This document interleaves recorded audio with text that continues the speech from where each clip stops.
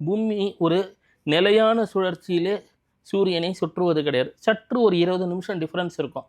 இந்த 20 நிமிஷம் டிஃப்ரென்ஸ்னால நமக்கு ஒரு 2160 ஆண்டுகளுக்கு ஒரு முறை இந்த சுற்றி நம்மளை சுற்றி நட்சத்திர மண்டலங்கள் இருக்கு, நம்ம சுற்றிட்டு இருக்கோம்னு வச்சுக்கோங்களேன்.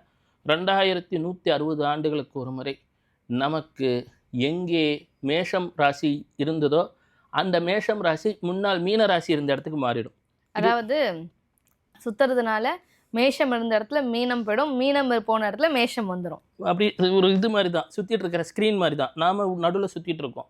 2160 என்பதை நாம் வகுத்தால் உங்களுக்கு வரக்கூடியது 1080, 108 அர்ச்சனைலாம் சொல்கிறோம், கரெக்டுங்களா?